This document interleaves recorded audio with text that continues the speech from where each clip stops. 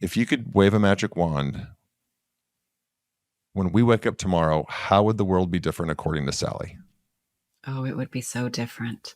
There's so many ways that I want to answer this question. Sure. I've often, I'll put it this way. I mean, obviously everybody wants like peace in the world and things like that. I've often said, I wish there was a way that we could make it mandatory for people around 20-ish, 25-ish. So either like kind of before university or maybe just getting out of university, mandatory that they have to go live in a foreign country where they don't speak the language for 2 years. Because then we realize how much propaganda every country gets. And so some people are going to be offended, but yes, America, you get propaganda. Sure. Canada gets propaganda. At least Russia and China, they know that they get propaganda. Sure. Like sure. that's the big thing. But you really realize, like, I've learned through all my travels, my opinions and my beliefs are nothing. They are not right, but they are not wrong.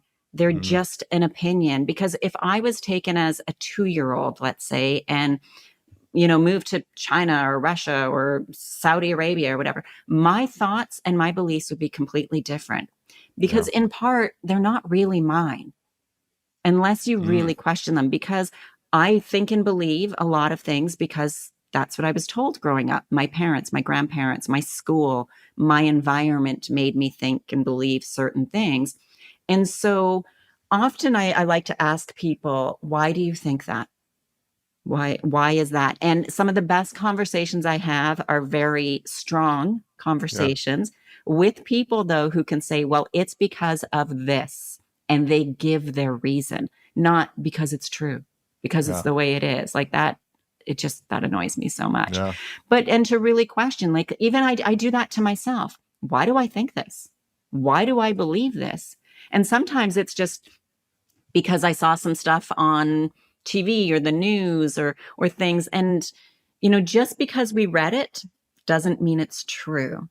And so I think if we were forced to live in a different culture, a different language, which brings the whole struggle of moving to a whole new level, it really broadens our horizons. It makes us more open. It gives us more empathy, gives us more respect, and makes you realize that I don't care where you're living. You are not living in the best country in the world, because there is no best country in the world.